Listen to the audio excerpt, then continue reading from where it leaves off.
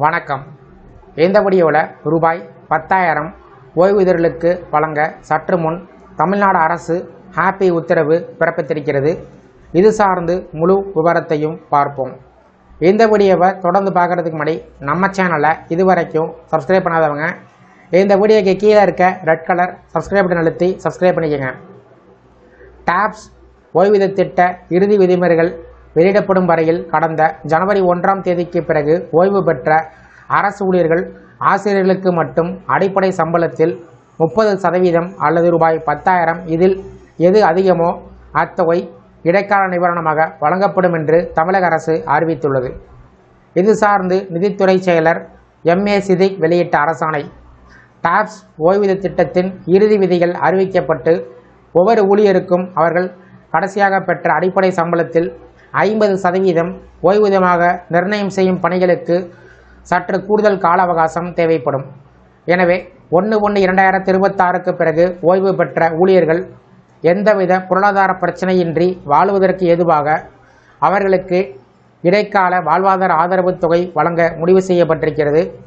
Tops திட்டம் முழுமையாக நடைமுறைப்படுத்தப்படும் வரையில் இது ஒரு இடைக்கால ஏற்பாடாக இருக்கும். இத்திட்டத்தின்படி பணியில் இருந்து ஓய்வு பெற்ற ஊழியர் கடைசியாக பெற்ற அடிப்படை சம்பளத்தில் 30% அல்லது ரூபாய் 10,000 இதில் எது அதிகமோ அந்த தொகை இடைக்கால நிவாரணத் தொகையாக நிர்ணயம் செய்யப்படும். அதனோடு சேர்த்து நடைமுறையில் இருக்கும் அகவலைப்படியும் வழங்கப்படும்.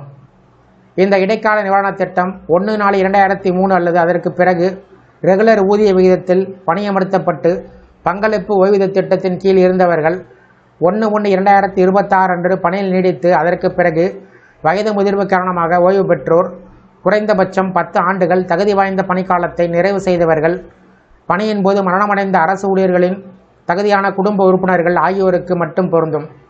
அதே நேரத்தில் 1/1/2026க்கு முன்பு பணியிலிருந்து ஓய்வு பெற்றவருக்கும் பணியிலிருந்து விலகியவர்களுக்கும் பொருந்தாது.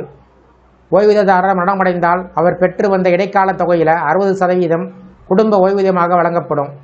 ஓய்வூதியதாரர் இருந்தால் அவரது வாழ்க்கை துணைக்கு அவருக்கு பிறகு 25 வயதை எட்டாத மகன்கள் மற்றும் திருமணமாகாத மகள்கள், வாழ்நாள் முழுவதும் சுயமாக உழைத்து வாழ இயலாத அளவிற்கு பார்வை குறைபாடு, மனநல பாதிப்பு, அறிவு சார்ந்த குறைபாடு அல்லது நடமாடும் திறன் குறைபாடு போன்ற உடல் மன ரீதியான மாற்றுத்திறனாளி குழந்தைகள், 25 வயதை கடந்தும் திருமணமாகாத விதவையான அல்லது விவாகரத்து பெற்ற மகள்கள், அரசனுடைய வருமான வரம்பு மற்றும் நிபந்தனைகளுக்கு உட்பட்டு வாழ்நாள் முழுவதும் தகுதியுடையவர்கள், திருமணம் ஆகாத அரசு ஊழியர்களின் பெற்றோர் இல்லாவிட்டால் தங்களை முழுமையாக சார்ந்திருப்பதாக அறிவிக்கப்பட்ட உடன் பிறந்தவர்கள் ஆகியோருக்கு குடும்ப ஓய்வூதியம் வழங்கப்படும். தமிழ்நாடு அரசு அறிவித்துள்ள இந்த திட்டம் சார்ந்து உங்களுடைய கருத்துக்களை கமெண்ட் செக்ஷனில் பதிவிடுங்க. இந்த வீடியோ பிடிச்சிருந்தா வீடியோக்கு லைக் பண்ணுங்கள். இந்த வீடியோவை உங்களுடைய நண்பர்கள் மற்றும் உறவினர்களுக்கும் ஷேர் பண்ணுங்கள். நன்றி.